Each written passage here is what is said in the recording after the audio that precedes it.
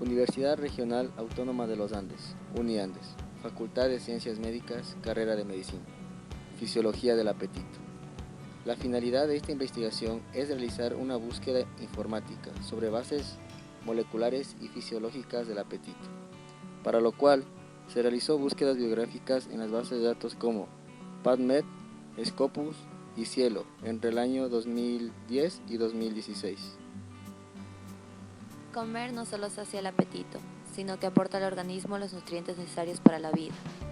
Los nutrientes son sustancias contenidas en los alimentos que tienen la capacidad para ser asimiladas por el organismo, con el objetivo de satisfacer las necesidades energéticas, regular los procesos vitales y de crecimiento, o ayudar a la formación y reparación de los tejidos. Pero se debe tomar en cuenta la diferencia entre apetito y hambre. Apetito es el deseo que surge por instinto y que genera la intención de satisfacerlo, en el que intervienen factores como los olores, los sabores, el aspecto y la presentación de los alimentos o ciertas costumbres alimenticias, que estimulan a la mente para fomentar una necesidad, mientras que el hambre, por su parte, es la sensación que induce a comer. El hambre puede ser considerada como un mecanismo de defensa que alerta al organismo cuando existe una necesidad de nutrientes. Fisiología del hambre. La sensación del hambre está controlada por dos centrales operativas, localizadas en el cerebro, centro del hambre y centro de la saciedad. Fisiológicamente, el hambre está producida por los grandes estímulos que ejercen ciertas sustancias sobre nuestro cerebro.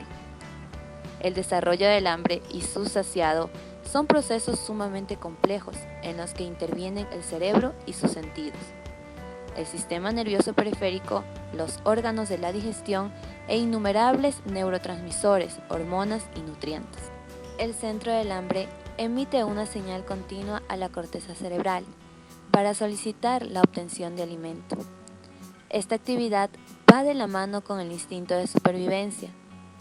Su funcionamiento recibe la influencia de mecanismos autónomos como concentraciones gástricas, hipoglucemia, disminución de las reservas energéticas y de mecanismos voluntarios como el apetito, hábitos alimenticios y horarios. La activación de este mecanismo determina una serie de reacciones inconscientes, como la salivación, mayor percepción de los olores, irritabilidad y otras voluntarias como el impulso de obtener alimentos. Cuando comemos una cierta cantidad de alimento, el centro de saciedad se activa debido a la dilatación de las paredes del estómago y a la elevación del nivel de azúcar en la sangre. Paralelamente al estímulo del hambre, llegan a la corteza cerebral los sentidos del gusto y del olfato, que nos permiten escoger entre un tipo de alimento y otro, y de esta manera anulan con frecuencia los mensajes de saciedad. Por esta razón, frente a un alimento que nos gusta, solemos comer en exceso. En la regulación del apetito actúan 5 hormonas muy importantes, que son la grelina en el estómago, la colecistoquinina en el intestino, la insulina en el páncreas, el péptido Y en el intestino y la lectina en el tejido adiposo. La insulina se secreta en el páncreas. Esta libera la glucosa y viaja por la sangre hacia el sistema nervioso central, específicamente en el núcleo arcuato. Esta activa a los núcleos hipotalámicos. El núcleo arcuato es el que organiza a los otros núcleos, como el núcleo paraventricular, el núcleo lateral hipotalámico y también el comportamiento alimenticio. Este núcleo arcuato produce a lo que es el neuropéptido Y, al péptido relacionado con agouti, a la propia melanocortina y a la transcripción relacionadas con la anfetamina. Cuando no hay alimento, este se sintetiza en el neuropéptido y en el péptido relacionado con agouti. Este estimula el ciclo orexigénico y se produce lo que es la sensación del hambre. Cuando se ha ingerido el alimento, se sintetiza en la propia melanocortina y en la transcripción relacionados con la anfetamina. Esta estimula al ciclo anorexigénico y se produce lo que es la saciedad. En última instancia, otras regiones del hipotálamo y los centros superiores, tales como la amígdala, el sistema límbico y la corteza cerebral, se estimulan para cambiar el comportamiento de alimentación, influyendo en las funciones de los núcleos hipotalámicos. Neuroregulación de la ingesta alimentaria. En esta imagen podemos observar en la parte superior a lo que es el cerebro y en la parte inferior a lo que son las señales periféricas.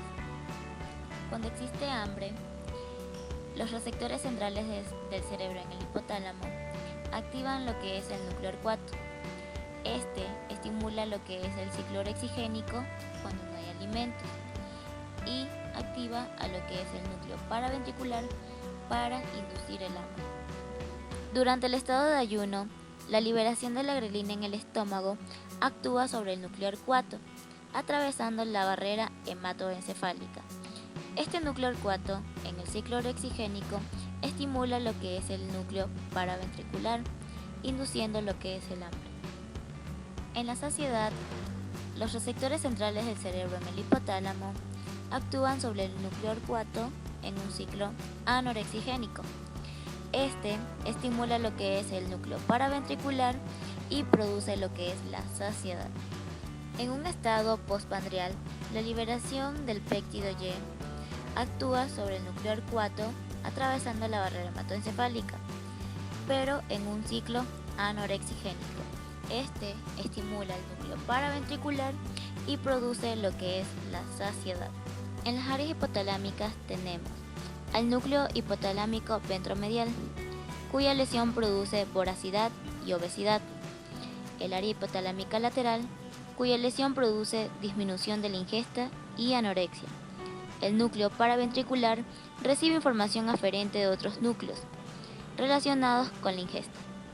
El núcleo orcuato, cuyas neuronas producen péptidos que regulan la ingesta, tales como el neuropéptido Y, el polipéptido relacionado con agouti, la propia melanocortina y el transcripto relacionado con anfetamina.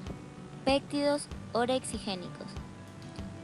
El neuropéptido Y es una molécula de señalización anabólica con potente acción estimulante central del apetito, sintetizado por los cuerpos celulares del núcleo orcuato del hipotálamo y transportado axonalmente al núcleo paraventricular, donde se encuentra en altas concentraciones. Su secreción es estimulada por insulina y glucocorticoides. Es inhibida por leptina y estrógenos. Su expresión genética aumenta cuando hay una disminución del almacén de grasa, disminución de la leptina y disminución de la insulina. Además, es una molécula de señalización anabólica, estimulante del apetito. Disminuye el gasto de energía, induce enzimas lipogénicas y aumenta cuando el almacén de grasas disminuye. Péptido anorexigénico. Este actúa con la propia melanocortina, que es una molécula efectora de señales catabólicas que suprime la ingesta alimentaria. Es un precursor molecular que al ser cortado da origen a péptidos más pequeños, como la hormona estimulante de melanocitos alfa, y ejercen sus efectos por unirse a miembros de una familia de receptores a melanocortinas, MC3 y MC4, los cuales son expresados primariamente en el cerebro. El transcripto regulado por anfetamina promueve un balance negativo de energía. Se ha observado un incremento de su síntesis neuronal en respuesta a un aumento de señales del adipocito en el cerebro, principalmente en el núcleo orcuato. Las neuronas de este núcleo que producen CAR proyectan a otros núcleos hipotalámicos como PVH, LHA y área perifornical. Hormonas que regulan el apetito. Aquí tenemos al neuropéptido Y, que es una hormona hipotalámica de largo plazo.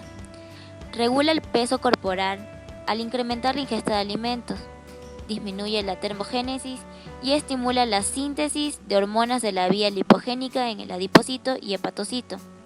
La colecistocinina es una hormona peptídica secretada por las células 1 del duodeno y el yeyuno. Produce contracción de la vesícula biliar, secreción y liberación de las hormonas pancreáticas e induce la saciedad. Es una hormona reguladora a corto plazo. El péptido Y es una hormona peptídica secretada por las células 1 del intestino, específicamente en el ilion y el colon, en estado postprandial. Actúan suprimiendo el apetito al unirse a receptores en el hipotálamo, inhibe la secreción del neuropéptido Y y estimula la liberación de péptidos relacionados con los propios melanocortina. Es una hormona reguladora a largo plazo. La grelina es un polipéptido secretado por las células de la mucosa estomacal, el cual se ancla a un receptor hipotalámico que se traduce a un aumento de la sensación de hambre. Es también el ligando del receptor hipoficiario de la hormona de crecimiento, por lo que incrementa su secreción. La grelina juega un papel importante en las alteraciones del comportamiento alimentario. Los niveles de grelina se encuentran disminuidos en sujetos obesos. En el caso de estados de malnutrición como la anorexia y caquexia, los niveles plasmáticos de grelina se encuentran muy elevados, y en el caso de la anorexia nerviosa se ha comprobado como la recuperación de peso normaliza los niveles plasmáticos de grelina hasta valores idénticos a los obtenidos en sujetos normales. Tenemos una patología como es la obesidad. La obesidad se produce porque uno consume y consume alimentos. Entonces, estos alimentos se acumulan en forma de adipocitos y producen lo que es la grelina. Mucha acumulación de grasa vuelve resistente a la grelina. Entonces, esta sí llega al sistema nervioso central, pero su receptor aquí no la reconoce. Entonces, esta hace resistencia y la persona sigue teniendo hambre aunque haya grelina. La anorexia nerviosa. Esta se da más porque es un estímulo nervioso y psicológico. Esta estimula la parte del CAR, es decir, al transcripto relacionado con anfetamina. Este estimula el núcleo paraventricular y estimula al núcleo anorexigénico, inhibiendo lo que es el apetito. Es por esto que se da esta patología. En conclusión, el mantenimiento del peso corporal se debe a un equilibrio entre el aporte calórico y el gasto energético. El apetito y la ingesta de alimentos desempeñan un papel central en la regulación del peso corporal. La presente ponencia concluye reconociendo cada uno de los aspectos que modifican el apetito y la ingesta de alimentos, y por último, dar una visión actualizada de cómo se produce esa integración en nuestro sistema. Muchas gracias.